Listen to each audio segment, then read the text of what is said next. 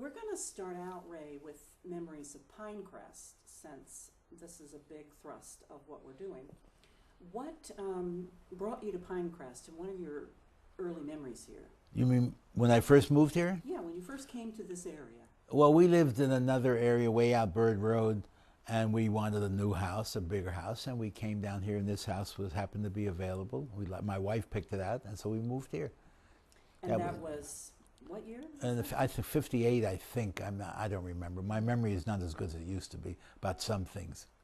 So your wife picked this house out. She Yes, fell in love yes. with it. Oh, yes. And of course, I had no argument. Now, it wasn't as big as it is now. It was just that building and the pool, and it was fenced in, of course.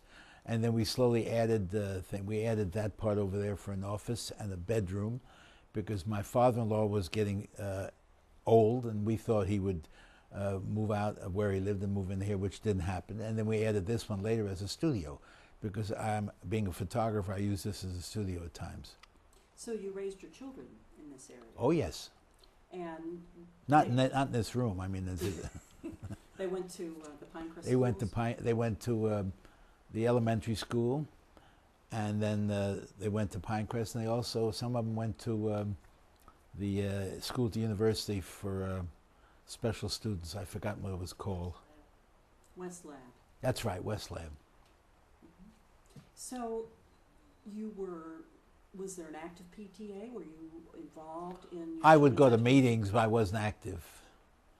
I was employed at the time at the Herald as a staff photographer, and I became picture editor later.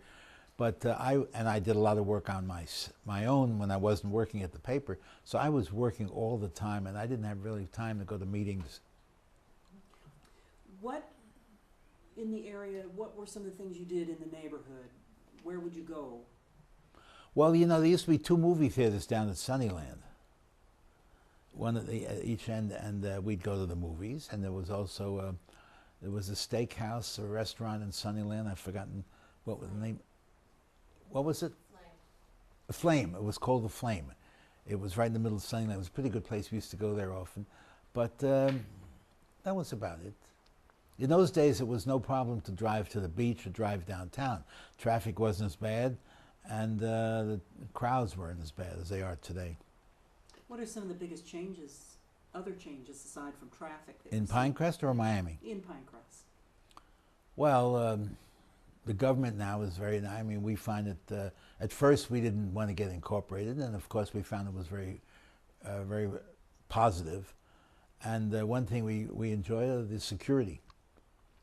We find it's a very secure area, police and everything else. Mm-hmm. What about the development of the area? It just grew. It just like everything else in Miami, it just grew. More people. And of course, I think I told you, there used to be an airport right a few blocks from here, and now that's all residences. What was it like with that airport? Well, Brown's Airport, planes would come in from the west over 77th Avenue. There was a banana farm there, and they would fly over there and land, single-engine planes, and land at the airport, and they would park there at night. Of course, sometimes the planes would miss the airport and wind up in the canal, which was kind of funny, because they had to get pulled out, and the plane didn't do very well. So what was that air traffic for? Were they private planes? Just private planes. It was not commercial. The banana plantation, was that commercial? Just a small thing, right off 77th. There were no houses there, and somebody had just been there for years, and they grew bananas. And then to the east on 77th, there was a little fruit stand where they sold all kinds of fruits and vegetables. We would go around there and buy stuff. You were mentioning earlier some famous people or people who did famous things. Well, let's see, I mentioned that the Gruel family lived, I think, on 112th, and the Gruel family were the ones who did the Raggedy Ann, the famous dolls and everything. And then I mentioned Jacques Wolfe. He was a musician who wrote Shortland Bread. He lived on 104th Street. He was also an amateur photographer. And then the famous band leader from the 30s, Charlie Barnett, lived right around the corner here on 105th. In fact, lately they've had these reminiscences of the old bands from the 30s, and he was featured in one of them. Did you know him? No. But you knew the Gruels, you said. I had photographed them for an article. Did they write the Raggedy Ann story? No, I think they were just descendants. Okay, but they were involved with the dolls. Yeah, that was their, I guess that you might say their income. They lived off the Raggedy Ann and Raggedy They Ann lived off the dolls. dolls. I mean, some people say that today in different meanings. So, any other famous people you can recollect? They're the only ones I could think of offhand. Did you go? Well, oh yeah, Richard Stone, wasn't he a senator? He lived in Pinecrest, and I guess we don't go to where Davis lived. Arthur Vining? No, we don't go that far. Politician, Fussell, I don't think Fussell lived here. Or he did, I'm not sure. He may have lived in this area, in the Pinecrest area. Did you ever go to the Old Parrot Jungle with your kids? Yeah, and by myself. I mean, the Old Parrot Jungle on the What about the Rare Bird Farm? That was in Pinecrest. The Rare Bird Farm, that was right on the highway here. And yeah, what happened was very often we would wind up with birds here because they were allowed to fly free, and we'd have parrots or stuff in the neighborhood. In fact, there's still a bunch of parrots come here occasionally, smaller parrots, and we wonder if they're descendants of the Rare Bird Farm. And then, of course, there was the Serpentarium. Yes, Haast, H-A-A-S-T, ran the Serpentarium with a great big snake out. I mean, it was a concrete snake, not a real one. Did you ever take your kids there? I don't think so. So did they just grow up average kids playing in the Well, neighborhood? my one son was in the band. Another one also was in the band. And they all were swimmers. They swam at the university competitively. And my daughter was also a swimmer, but also she studied ballet in South Miami. Okay. If we've covered... I'll tell you what my sons have done. Okay. My oldest son is a cinematographer, lives in Coral Springs. He works on, I think he's worked on the Pirates of the Caribbean, does a lot of underwater work. My other son is a specialist with combustion engines, and my daughter, as I say, lives in New York. Right now she's a personal trainer. Let's go into your early life now and talk about your earliest memories from your childhood. What's the first thing you can remember? First thing no jokes. I don't know. I mean, I was brought up in New York City, and what can you say? I mean, you know, you go to theater, you go to the movies, you have friends, go sailing kites on the roof of an apartment house during the day. You walk 20 blocks to the swimming pool, the city swimming pool. We had it near where I lived. There was an airport, a local small airport, which eventually became LaGuardia. And it was called North Beach Airport. We went there. I remember I was there the day it opened, and they hadn't named it. And all of a sudden a plane came overhead and said, "Call it LaGuardia." And that's what they called it, LaGuardia Airport. And that's a true story. I remember that very well. And of course, the World's Fair was in New York while I lived there. The 1939-40 World's Fair. That was the one where they introduced television. RCA had a big exhibit showing real television sets. That's the first time people saw television. So how old would you have been then? Would have been. I was. I wouldn't have been. I would have. I was. I was in my young teens, 13, 14. And you went to it. Oh, I went to the fair. I got an annual pass for the fair. There was a flat fee, and you could go anytime you wanted to. You took the subway and went out to Flushing, which I always say is the cleanest part of New York because it's always Flushing. These are the parts you're going to edit out. Oh, we'll have to leave these in. This is you. What impressed you at that World's Fair? What stood out in your mind? Oh, well, they always joked about the Trilon and Perisphere, which was a big ball and a large vertical post, which was a strange shape. But I mean, there were exhibits there from all the countries in the world. They had their own pavilions, and it was interesting. I can't think of anything really. Well, they had the Aquacade with Eleanor Holm, famous Olympic swimmer who eventually married Billy Rose, an entrepreneur, and he had a thing at the World's Fair. He did a Mikado, a version of the Mikado with Robinson, the tap dancer, and he called it the Hot Mikado. And he was married to Eleanor Holm. He had the Aquacade. I know a funny story about them. They eventually got divorced, and he came to her house in New York, and he said, "I want my Picasso back. If you don't give me the Picasso painting, I'm going to break down the door." She says, "Go ahead. It's hung behind the door." Might be a true story. I don't know. I photographed her down here. She moved here after a while. I forget who she was married to at the time. Were you always interested in photography? Yes, I've been a photographer since I was a kid in the 30s. I've taken pictures of personality. The first one I really remember was Joe Louis, the boxer. He had fought a fellow named Arturo Godoy from Chile, I think he was, at the Garden in New York. And I was, I guess, about 16. And I went all the way, took the subway, went over to Madison Square Garden, and I still don't remember to this day how I got in the dressing room. And I was in the dressing room after he won the fight, and I took pictures of Joe Louis in the dressing room. And what was his reaction to see a 16-year-old in there? He was all, people were hovering around him because he had just won the fight. And you were there for that moment? Yeah, I just got a nice picture of him sitting on the table, relaxing. I just got a nice headshot of him. Did you keep the picture? Well, yeah, I think it's on the wall there, isn't it? Back there, isn't there a picture of Joe Louis up back? Might be. There are a lot of pictures back there. I did see some fighters back there. So. Well, there's one of John Lithgow playing in the heavyweight. I forget what the name of the play was. Something about a heavyweight. Requiem. And that's why it doesn't look like John Lithgow. He's got a big black eye and nose is all swollen up. And I wondered who that was. I didn't recognize him either. Yeah. Where did you go to school in New York? I went to public school. You want the names? No.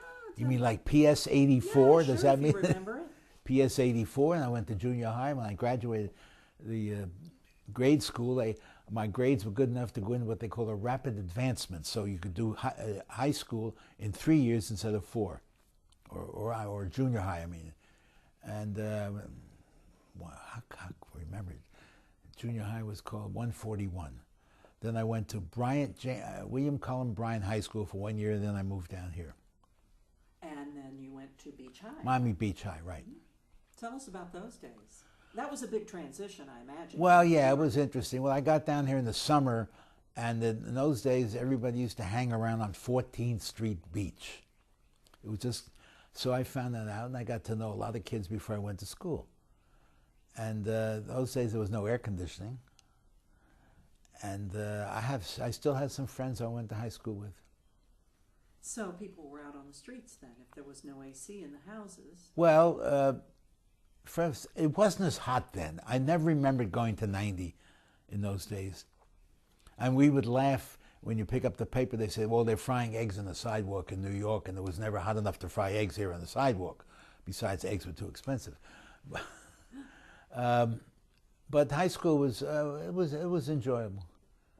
Had some good teachers, and it was an old building that's still there, but that's not used to. I think it's a junior high today. Did you go to the beach a lot as teenagers?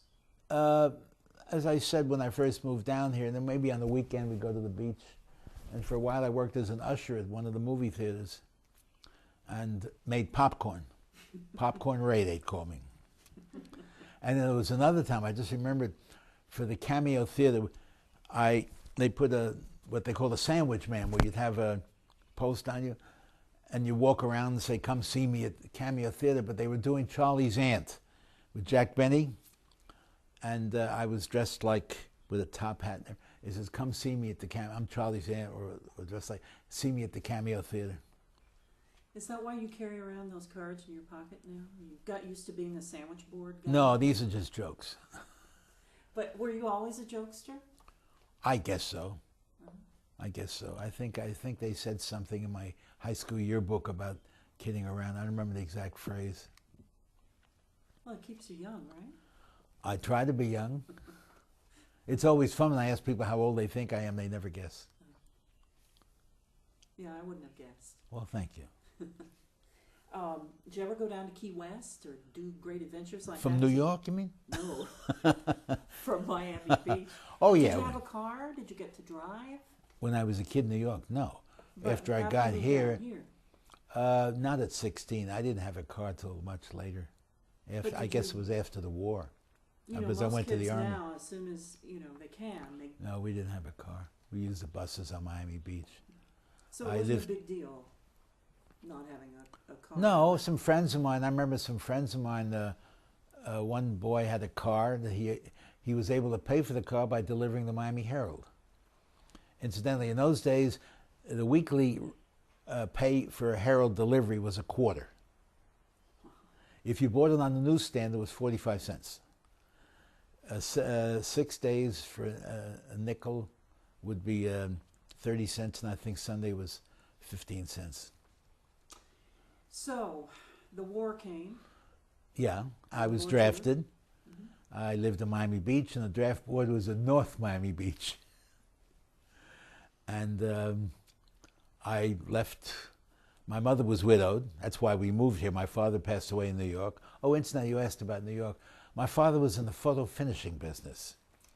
In those days, you took pictures with a film camera and you brought it to the drugstore or the candy store, and his business was going around, not he himself, but going around picking him up all these stores, bringing him into the lab. They developed the pictures and they delivered it back that afternoon, and you came home from work, you pick up your pictures all done.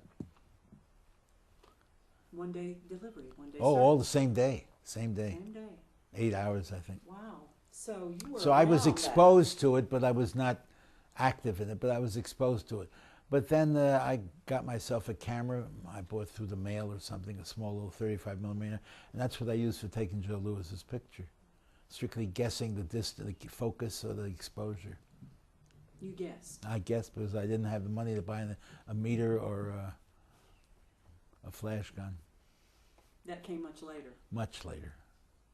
So, okay, let's talk about the war, and you were drafted. Oh, I have to go back to New York. See what I Okay. remember about New York. I used to go to the theater, the vaudeville. Well, the movie houses used to have vaudeville between the movies. And I would go and take pictures of the vaudeville acts. I would never sit in the front row. Always sit in the second row, then they wouldn't see the camera. So I photographed the Dead End Kids, Milton Berle, and other personalities who would appear in vaudeville. Eddie Cantor. And I took pictures of just for the hell of it. So, In fact, there was one picture, I got it, of Luella Parsons. Now, Luella Parsons was a very famous gossip columnist from Hollywood who worked for the Hearst newspapers. And once a year, she would go around to these various vaudeville theaters with a bunch of starlets, young people who had just come to Hollywood.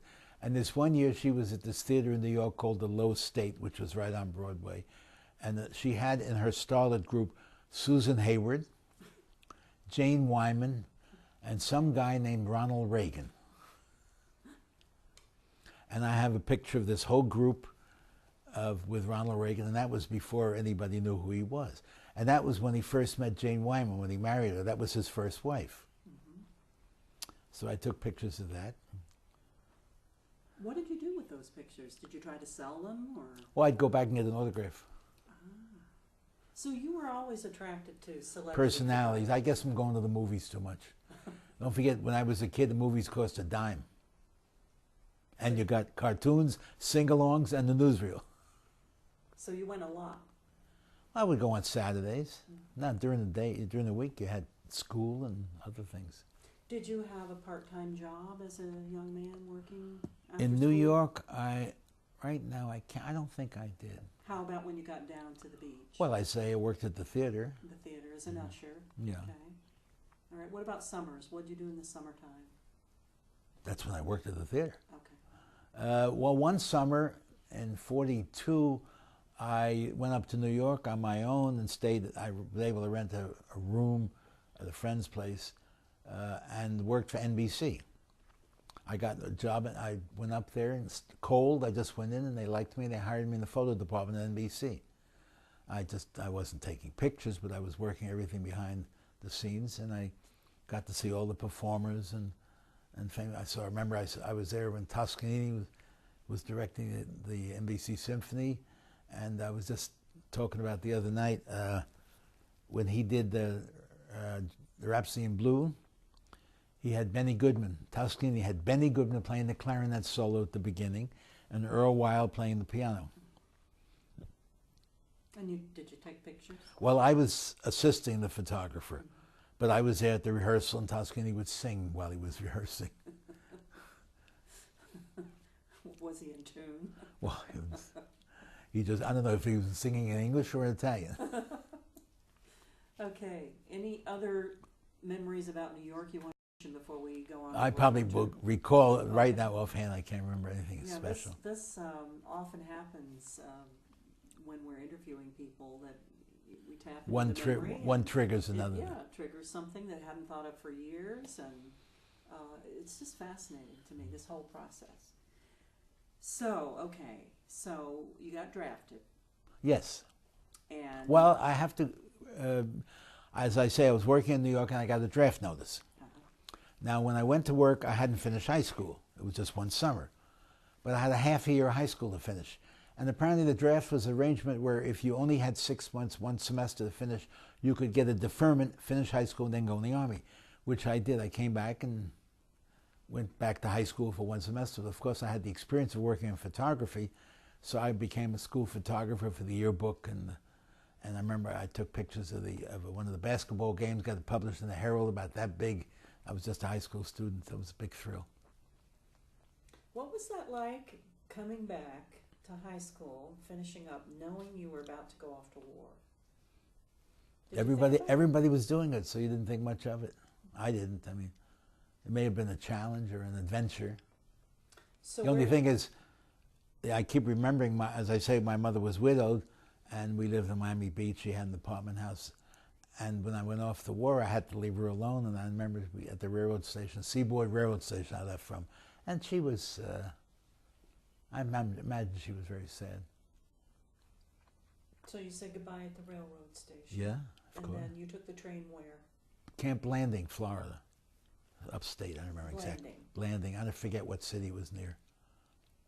And then I was there for a while, and then I went to, went to several places. I went from there to Oklahoma A&M. They had a program called the RSTP, Reserve Specialized Training Program, or something like that, where you went to college on the Army. So I was going to Oklahoma, and they closed the program. So then you went back to the regular Army. I was in Louisiana, Texas, Oklahoma, and Wyoming. What were they training you for? Miscellaneous. The last outfit I was in, because I had experience as a photographer, and their outfit required a photographer because technically they were engineers, and it was graves registration. Graves registration of the people who designed the cemeteries. And they're engineers because they have to decide how it's going to be with the water and everything. And I was there because I had fun, and I didn't want to stay in that outfit and go overseas. So I took it upon myself to do something which you weren't supposed to do in the military. I wrote a letter to the commanding officer of the Signal Corps Photo Center, which was in New York City, where all the photographers trained, and told him my experience and what I was. And apparently I must have impressed him, because they requested my transfer. So when they ask for you in the Army, you go. If you want to go, you don't always go. So on my own, I took the train and with the papers and went to New York and was trained the Army way of taking pictures in New York City. It was nice being stationed in New York City. You went to the Stage Door Canteen. You were able to see Broadway shows and everything. So how long did you stay there? Well, I was there for about 6 months. Did you eventually get to Europe? Oh, yeah. And where? Tell us about that. Oh, well, I went to Indiana. I went from Camp Kilmer. I went overseas. I went over into Mauritania. big boat, with a bunch of photographers. And I went to France, and from France we went up, and I was attached to General Bradley's headquarters. There was what they called a signal service company. We had 12 teams of photographers, no laboratory, just photographers, because the photo company had laboratories, and we were a special outfit. So General Bradley's headquarters had, we were there, and under him was the American Army, the 1st, the 3rd, the 7th, and the British Army. They were all under this, what they call the 12th Army Group. And we went everywhere. So we went out to, we decided to go with the 3rd Army. And we went to the 71st Division, and they were going across Europe. We picked them up in Verdun, France. And from there we went to Germany, and then across Germany. And I went, we got into Austria. And 3 days before the war ended, I got shot 3 times. Guy emptied a bullet at me, only hit me 3 times. I emptied a gun. It was 8 or 9 bullets. But only one of them remained in my leg. The other went through me. One went through my leg, one went through my back without touching my spine. The last one went in my right buttocks and still in my left leg. Still in there? Yeah. I can't show it to you. I have a picture of it. Okay, I'll ask I have an X-ray. I'll ask you. I have a few bullet fragments in an arm, and people always ask me, do you set off? No, it never goes off at the airport, no. Never goes. And this, you can't use this, but when people tell you, does a bullet bother you? I says, only when I laugh during sex. And that usually stops the whole conversation. They don't want to talk about it anymore. So you presumably then had to be evacuated. Well, I was shot, as I say, 3 days before the war ended, and they operated on me in a little town in Regensburg. And then a few days later, I was flown back to Reims, France, where they were signing the armistice, and I'm in the hospital while they're signing the armistice, and I can't take pictures. So I was there a few days, and they sent me back through various steps, and I got back to my outfit. Believe it or not, I was back in the outfit 1 month after I was shot. That's how quick you healed. But you didn't carry an armament. Oh, yes, I had a pistol, yes. Okay, so as a matter of fact, when I got shot, I got up, pulled out the pistol. I said, oh, they were all the way across the city court yard. I said, hell, I couldn't hit him if I threw the pistol. And I ran back to where the car was. And when they heard the gunfire, the officer in charge of this small convoy of about 10 jeeps, he said, take off, no return fire, we'll be massacred. And they all left. And I'm there all alone. So I go back to where I was, and there's nobody there. And all of a sudden, this jeep comes back into town, because we had, as I say, we had this outfit, and I was, each Jeep had one still photographer, motion picture photographer, and I was in the seat. So the motion picture photographer realized I wasn't with him and I wasn't in the other cars. He came back to see what happened. I jumped in the car and we took off. I said, I think I'm shot, and I realized my hand was bloody. Can I, just a second, can you hold on just a second? Patton. She wants you to talk about Patton. Okay, I'm sorry. While I was, we can go now? Yeah. Okay. Before I got shot, we had gone up, as I say, when they crossed the Danube, the 3rd Army, Patton's army crossed the Danube. The next day we were there, and Patton came along, and he went up on the banks of the Danube with his Liberated Contax camera, 35 millimeter camera, which someone had liberated for him, and he acquired it, and he was taking pictures himself of where they had gotten. And I went over, I said, General, I want to get a picture of you. Hold the camera up. So he held the camera up, I took his picture, and then he turns around to me, he salutes, he says, make sure I get copies. And he took off, and I went. Wow. I never saw the picture, because the film automatically went back to the lab, and I don't know what happened. They took care of it. I'm tempted to write to the Patton historical, whatever they have, and see if they have a copy of it, because I haven't been able to find it through the Signal Corps. I'm sure it's somewhere. What was it like standing in his presence, taking a picture of him? Just a general who had a dog and pistols and a hat. He was a short guy, right? Yeah, he had a very high-pitched voice. Not like George C. Scott. I always think of George C. Scott whenever anyone says Patton. So I was stationed in Heidelberg after the war for a long time, and he was shot right now. I was on leave in Switzerland when he was shot. I mean, not shot, he was in an automobile accident. A truck hit his car, and he was in the hospital in Heidelberg, and the photographers couldn't take pictures of him because he had his stars were attached to a bar instead of individual stars, general stars. So when he was hit with the car, he kind of went down the back of the vehicle, and his face got all scratched up, and they wouldn't let anybody take pictures of him with his face scratched up, and he passed away while he was in the hospital. I never knew that story. Well, we would only know that because we were there. I was told that by the other photographers. You knew he didn't get killed in battle, he just was hit by a truck. So, did you suffer any long-term repercussions from your wounds? Or? No, but I still go to the VA as a disabled veteran. You got one of those I have Purple Heart things? Oh yeah, I got a Purple Heart, yeah. It's not a thing, it's a medal.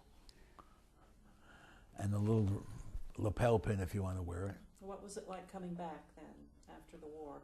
Coming back to where? My outfit? To Miami. As a I thought you meant coming, because when I came back to my outfit, I walked into the dining room or mess hall, and they were always, oh, so here's Ray Fish, the guy got shot in the ass.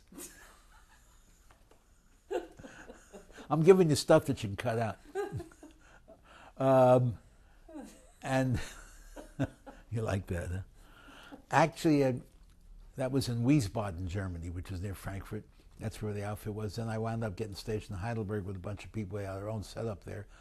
And I photographed many generals and officers there giving out medals. As a matter of fact, medals. When I left the hospital, we're in a truck, big open back truck. Somebody comes running out of the hospital and says, Fisher, Ray Fisher. I said, yeah. Here's your medal. They threw me my Purple Heart. That's how you got it. That's how I got it.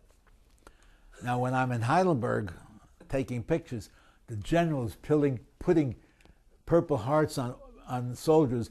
They were shot the same time I was. He's putting heart. I'm taking pictures of them, which I thought was very funny. So after the war, I stayed in Europe for another year, working as a civilian, a civil service as a photographer. And who were you answerable to then? The Signal Corps, I guess. Okay. That must have been quite an experience. What, the war? Or? Witnessing you were there for the immediate post-war. Yeah, it was interesting. Heidelberg was a pretty nice town, and a lot of refugees though around, right? Well, not necessarily. So photographed Eisenhower in Heidelberg. There was a big nightclub called the Stardust Club. They took over, made a nightclub out of it for the GIs, and Eisenhower was visiting there, and I was able. That was the only time a private or a sergeant can tell a five-star general what to do. General, can you move a little closer and smile? you got to do that? Of course, if you want a good picture, you don't want two people standing this far apart. So were you around Eisenhower very much? No, we didn't hang around together. So then you came back to the States. That's right. Okay. When did you meet your wife? I met her, well, I came back to the States and worked on Miami Beach for a while, doing public relations and entertainers. It was a nightclub, many nightclubs. I worked for a small newspaper, throwaway newspaper on Miami Beach that covered all the restaurants and nightclubs. And I got to know some of the press agents, and I would take pictures at the nightclubs of entertainers and various things. And that's when I got Dean Martin and Jerry Lewis, Sammy Davis Jr., Frank Sinatra when he was in a slump, and he would play the beachcomber, and there was nothing there but empty tables. Looks like it was snowing, all the white tablecloths. That was before he made From Here to Eternity, which was kind of a comeback for him.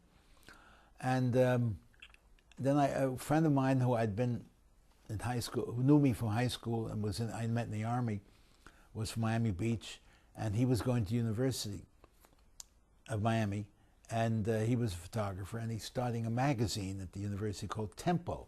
It was a college magazine, but it was a photo magazine. No one had ever done this. So he knew me on the beach. He said, how about coming to school? And I never thought about going to college. And he convinced me, and I entered college under the GI Bill and stayed there for the whole time and graduated. And we worked on Tempo magazine, which was very successful, won all the awards, college publications around the country. Many people went there who worked on the magazine went on to a very big success in the photography field. So, you have photographed a lot of celebrities. Probably over 1,000. Probably, and this is, I probably photographed more celebrities or personalities than any other photographer because I never specialized in one field. Many photographers specialize in sports or politics or entertainers. I did them across the board, everything.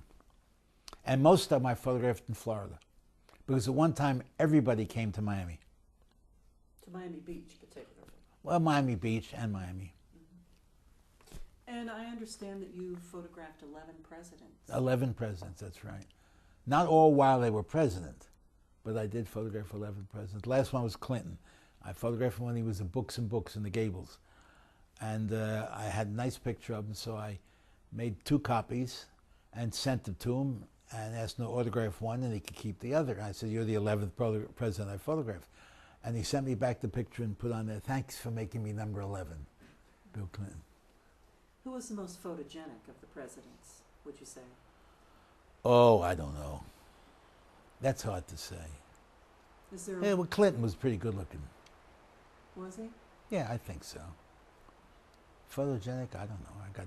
I got Truman, the American Legion parade, sitting in an open car waving his hand. I got Ford at a party for some money raising on here, and I got Carter when he was in Edison High School campaigning. Who else? Eisenhower during the war. I did everybody except Roosevelt, but I did Mrs. Roosevelt. Got her a very nice picture of her. She got around quite a bit. Yeah, Kennedy I did at the banquets in Miami Beach, and also. I expect he was the most photogenic. I mean, Yeah, he was good looking. How about Jackie? Did you ever get her? I never got Jackie. I got Mrs. Carter, Mrs. Johnson. I was in Jamaica when I photographed Johnson. I photographed before that, but I remember I was there. You were at the Miami Herald for quite a while. 16 years. I started out as a staff photographer. When I was at the university, I used to get stuff published in the Herald. Drama pictures I shot at the drama facilities. And so they knew me at the Herald, and I went and asked for a job when I graduated, and I got a job right away. And after a while, as a staff photographer, I was made picture editor, which was very nice. And then after a while, I was still doing private work on the side. I worked for Time magazine. I left the Herald just to go into work for myself. And when I worked for myself, I worked for every major publication. Time, So the New York Times. Yes, freelancing. I probably worked for Time for about 20 years. I did the opening of Disney World for Time magazine. I had about 6-8 pages. For Forbes, I did the Dodger training camp. Can't imagine Forbes magazine doing the sports thing. So you've covered the gamut of every kind of Yeah, a field. little bit. As I say, a book I've trying to get published. I have everything from royalty to hangman. I photographed the official hangman in World War II. That makes a good title. Well, I have so many titles, I don't know which one's going to really work. I think it'd be nice now to hear from our young person. Okay. Have her come Take a over break? and take the chair and see what kind of questions she'd like to ask. Okay, so I can make the Letterman show. Absolutely. You're there. Or Leno. Lorna, you're ready. Just a second. Did you have something else? I did a lot of work for Playboy. They used to have a hotel on the beach called the Playboy Plaza. And I would take the pictures of all the bunnies, all the new bunnies, and all the entertainers who worked there. And then they would also send me out of town to photograph new playmates, people who wanted to be playmates. Girls would send in a picture of somebody, make a great playmate. So I would have to go up to Jacksonville or somewhere in Florida, upstate, to photograph this girl. I call them up and say, "I'm for the Playboy photography, Playboy. I'll be up to take your picture." Fine, I fly up, go out to their house and go in. Girl I've never met before in my whole life. I walk in 15 minutes later. She's sitting there completely nude doing whatever I ask. In the bathtub or anything. And I pack it up and leave. And when I tell my friends after I got home, everybody wants to know if I need an assistant. I'm sorry, Lauren. So you said that you lived in New York City and you moved here Yes. to Miami. How old were you when you moved? 16. Why'd you move? My mother, as I said, she was a widow, and she decided life would be a little easier here than in New York. She had been here on vacation, and she decided it might be easier down here.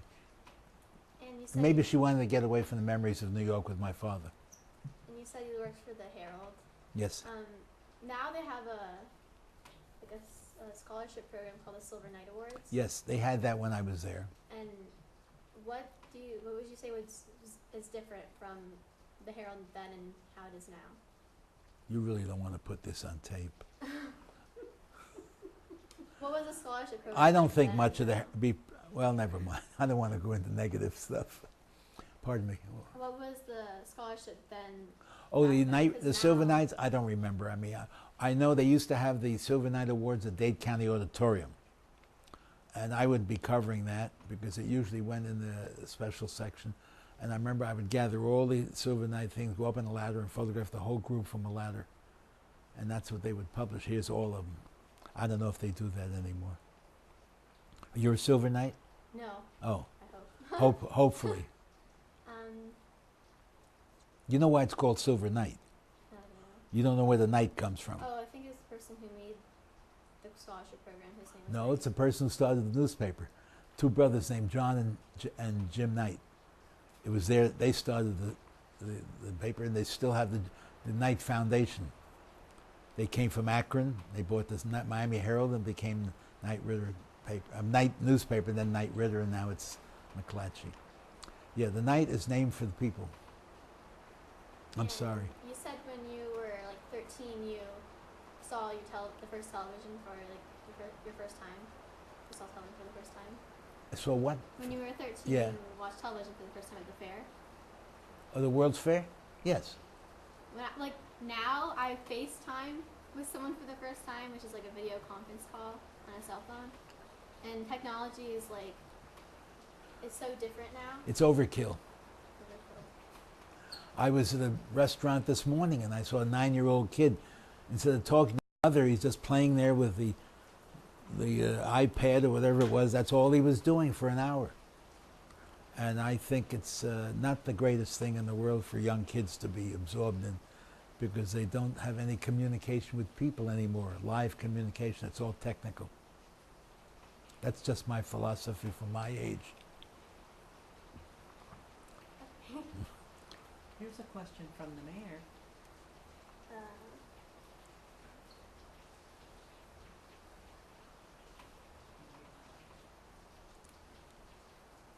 What's different with the celebrities then and now? Today they're not as easy to get to. In those days, the 50s, 60s, 70s, they were very amiable as far as having their picture taken. They weren't worried it's going to appear somewhere that they don't want to be seen. And today, of course, celebrities are much more important than almost anything else. It was a much different thing with celebrities then. They were gentler. I remember I photographed Judy Garland, you know, from The Wizard of Oz. She was at the Fontainebleau performing, and we were up at the penthouse to interview her, and she came in the room. We didn't recognize her. She had gotten so heavy. So we were very pleasant, took pictures of her and did the interview, and it was published in the paper, and many people wrote in and called the paper and complained that she looked terrible. I tried to make her look bad.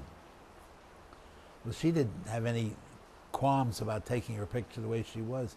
So just to pacify the reading public, I went back to the nightclub where she was performing and photographed her on stage during the performance, and she looked a little better, but she still was heavy. Out of your entire career, who was your most memorable or favorable person to shoot? People always ask me, and of course the standard answer is the one I'm going to do tomorrow, but I'm not going to do many tomorrow. So. But one of my favorite pictures is the one I showed before of Igor Stravinsky, the famous composer, wearing two sets of glasses. and it's kind of a distinctive, unique picture. But there's so many that I have shot which are memorable. I have Jimmy Durante was a very famous comedian with a big nose, and while I was doing an interview with him, there was a bunch of roses on the table that the hotel supplied. All of a sudden he reeled over, picked up a nose and stuck it in his face. And I got a picture of this, and I always have called it, like Gertrude Stein, a nose is a rose is a nose is a rose. That's a famous quote. And it was an interesting picture. It is an interesting picture.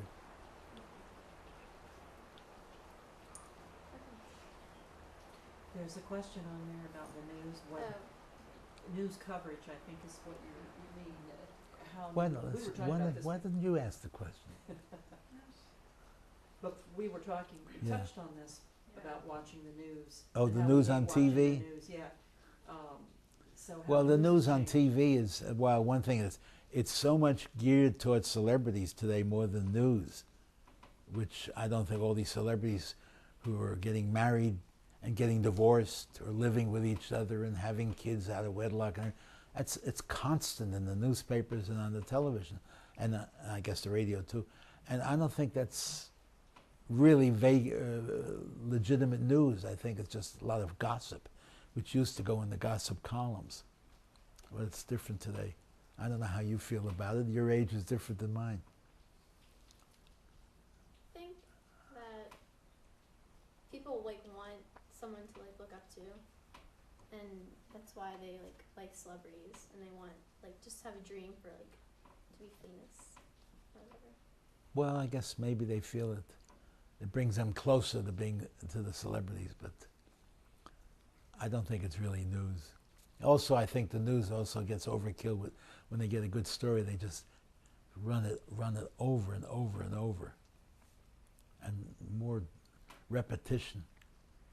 Like the shooting, the unfortunate shooting in Arizona. I know it's terrible, but it's on the television constantly. That's all you see, over and over and over, every little detail. And they don't add to it, except maybe when she feels better. Okay. That's it? Anything you can think of? Yes, because what I would like to get at is where you didn't want to go with the Herald, with where the Herald has gone and why. In other words, we've seen And why? because we've seen a change in news media. You don't- Newspapers have changed dramatically, and I think you've seen it from its height to where it is now. Well, I don't want to really go on record about what I think about the Herald and why. If that's not running, Now it's running. Of course, it's running. it is running? Yeah. But do you think it's not just the Herald? It's No, it's but I coverage. think Herald particularly has a unique problem, and that's the population of Miami. They're catering to a particular population, which in other cities, we get the Times, the New York Times, and that's more generalized, not catering to just the population in New York or other places. I think the Herald does cater too much. Is it an economic issue? Probably. But newspapers as a whole are hurting because of the internet. I mean, I don't subscribe to the Herald. I get it on Sunday, and but every day I do look online at the Herald. Mainly, this is going to sound strange, I look to see which one of my people, who I knew in the past has passed away. I look on there because I've known so many people, having, lived here so long. Who Which was the publisher and editors when you were there? the publisher were the Knights, John and John Knight. He wrote a column every Sunday. The publisher wrote an editorial column every Sunday. And Jim Knight ran the paper. He was their businessman. He knew everything. He would know all the pressmen in the press room. So it sounds like they really were into the newspaper business. Oh yeah, well they had a paper in Akron, they had one in Detroit, then they bought the one in Charlotte, and they were in the newspaper business. They won many Pulitzers, other awards. And then they had some great editors. They had Lee Hills, which was a great editor, and then local editor was a guy named George Beebe. and John McMullen. They had some great editors. Managing editors, overlooking the whole. How about the role you played as the photographic? As picture editor, I was a picture editor when they went to the moon. So that was an interesting story that we gathered. And also, what else? There was some, trying to think of some of the highlights that would be of interesting. Oh, what was the, Pitts and Lee were two people, two men who were arrested for a particular crime, and one of the reporters at the Herald, Gene Miller, a Pulitzer Prize winner, he got them off, and they were released from jail. And that was a big story. I can't remember any particular story that was outstanding right now. My memory fails me sometimes. What year did you leave the Herald? 70. That's 1970, not 1870. Anything else? Anything else? Sue, anything we missed? Well, I don't know if Ray made it clear that all these photographs he was taking were all assignments. He just didn't go out and take photographs just to take them. They were all assignments. Oh yeah, almost all my pictures were on assignment for various publications. And corporate. A corporate, or occasionally I'd want to photograph someone, and I'd go out of my way to get a picture of them. But then I'd submit it to the magazine, and they always liked it. And all my personality pictures are with Time Life. They have a stock house where they sell pictures around the world for publication, and they sell my pictures constantly, and I'm always amazed at what they sell. And when you think of Lyndon Johnson, how many pictures are there of Lyndon Johnson? We just got a report. They sold about 4 or 5 pictures of Lyndon Johnson, of mine, and pictures of Frank Sinatra. And I figure all the pictures out there are Sinatra. So someone must like my particular picture. But one that sells constantly, people don't have a picture of, and that's Estee Lauder. I have a great picture of Estee Lauder I took up in Palm Beach, and she looks like just a nice, regular person. She doesn't look like a beauty mogul. So and in fact, her son liked it so much he wanted some prints to give to his children. Ray, I always think of what I do as I'm a journalist who happens to use a camera. Right. How did you think of yourself in what you were doing and how you did it? I mean, was I capturing history? Yeah, I don't know. Yeah, I'm asking how. I just wanted to get a good picture. Photographers are very individual. I always thought the photographers are almost Olympian. They see it their way, and they figure no one else sees it the same way they see it, and it's very unique. May not be so, but when you look at someone and you see their face your way, and someone else may look at it a different way, which I think makes the picture unique. I'm gonna move She over wants to here so switch. we can look. You done? Yeah, yeah. Okay. I'm still rolling. You're still on. Good. I'm Okay. still on? Cindy made a good suggestion. I'm going to look around the room. I'm going to shout out some names. Anything comes to mind. You want to about look the at my person. book and see if you have some names?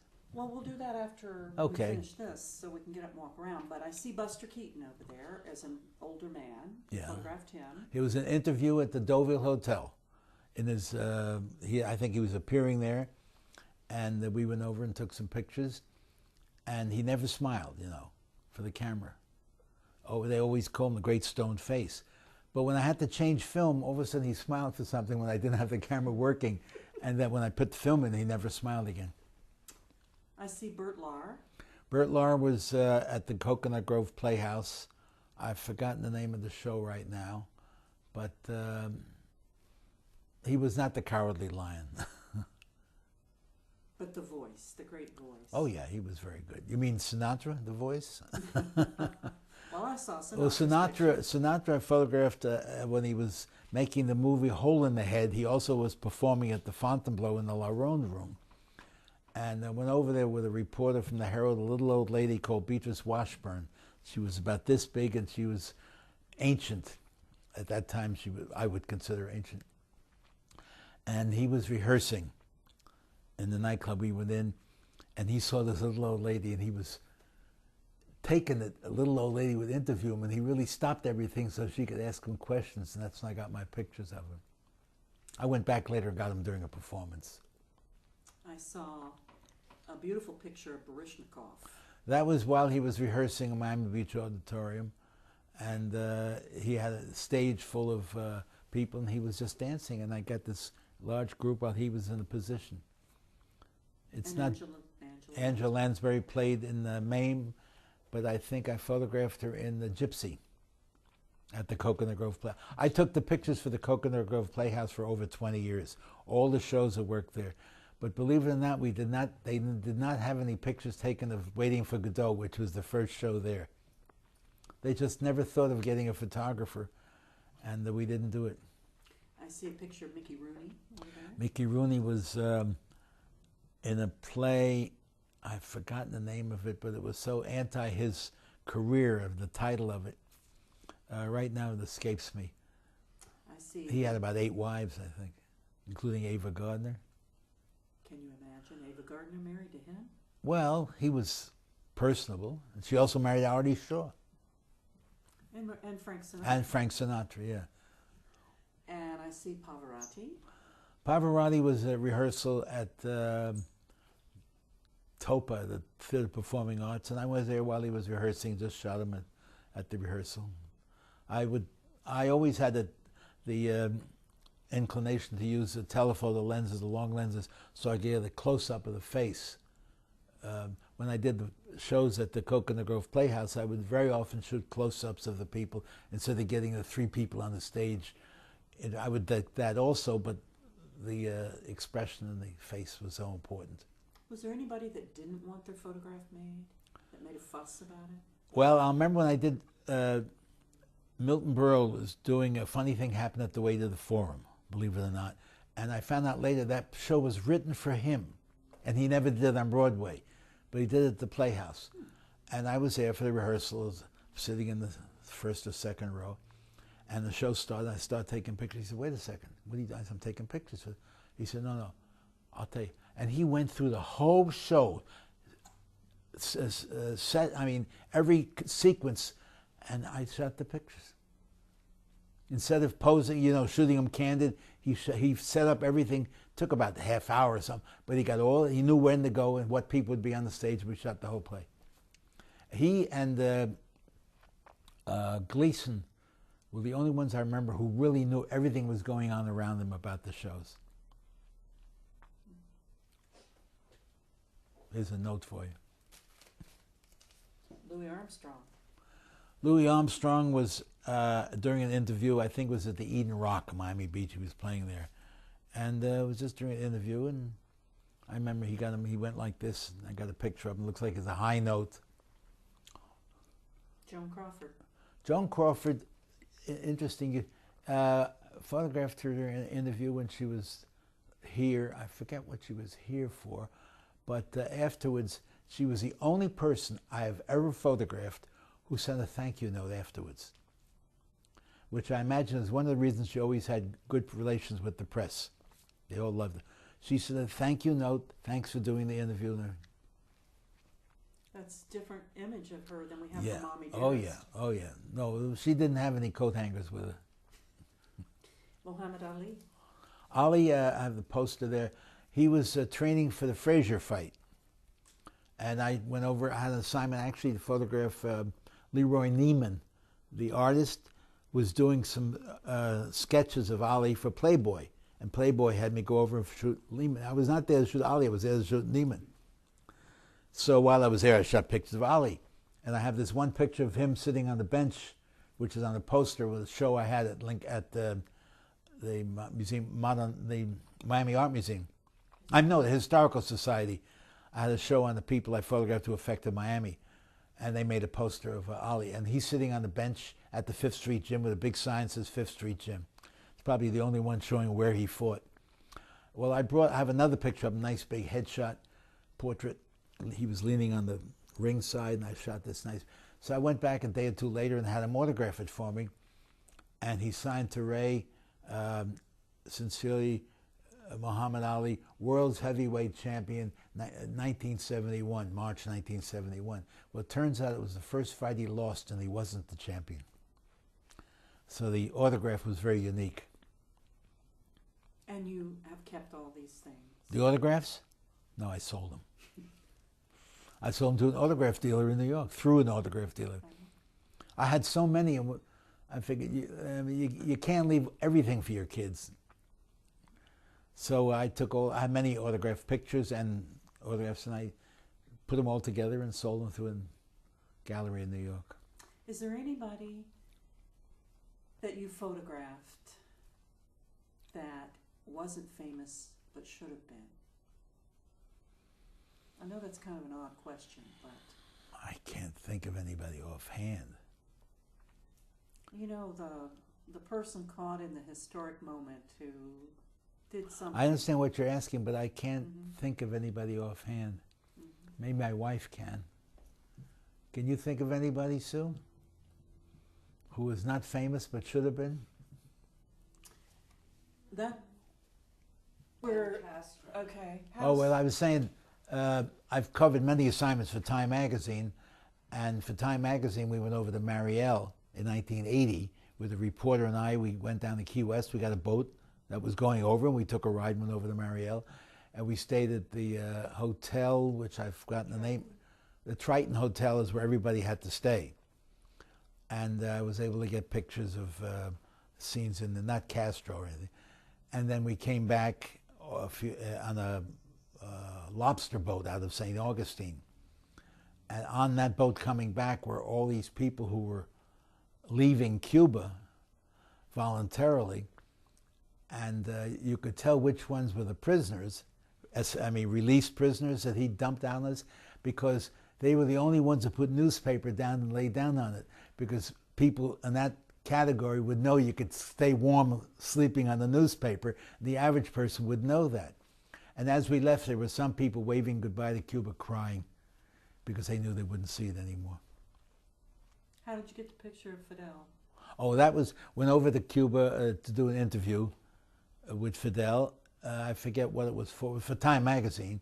As a matter of fact, the reporter was Walter Isaacson, who eventually became managing editor of Time. Now he's with a foundation. Aspen Foundation, he's in charge. But we interviewed Castro. Interesting thing, while I was there, we were at I think the palace, and my motor went bad on the camera, and I took it off and put it down. And when I got back to the hotel, I said, oh my God, I left my motor at the palace. I said, how am I going to get it? So I told someone about it. Believe it or not, they picked it up. The Cubans picked it up and delivered it to me. Can you imagine having that happen here in the States? I'd never see it again. Did you ask Fidel to autograph his picture? No, I never got back. What was it like being in his presence? Very nice. He could speak English, and he had a translator. And one thing that impressed me at the time, whenever he would speak in Spanish, he would use words that ended in I-O-N, like C-I-O, in Spanish it would be C-I-O-N, in English is T-I-O-N. But he used many, not just revolution or other words that way. And it impressed me because when you say it in Spanish, it's one thing, but then when a translator repeats the same word in English, it's the same word. So this way, you got to hear it twice. And I don't think that was an accident. But I also photographed him many years ago when he was in Miami while I was with the Herald, and I don't remember the date. We were just talking at the Herald about it. I don't remember the date that I photographed him. He was here as a student, long before he became famous. I did an interview with him at the Miami Herald, the old Miami Herald building, and I took the pictures. But I don't have copies of it. You know, he was just a Cuban visitor. So you had actually photographed him then? But I didn't remember when I photographed him the next time. I completely forgot. You could have said to him, oh, yeah. when you were a student. When you were in Miami. When you were in Miami. Probably the only time. Oh, yeah. Then I mentioned exhibits. I had the show in Miami here at the Historical Museum. I had one at the couple of libraries. Had some shows. In New York, I had one at Lincoln Center. I had one at the Overseas Press Club. I had some at the International Center of Photography. Where else? I Museum of the City of New York. Oh yeah, the Museum of the City of New York gave me a big show on photographs.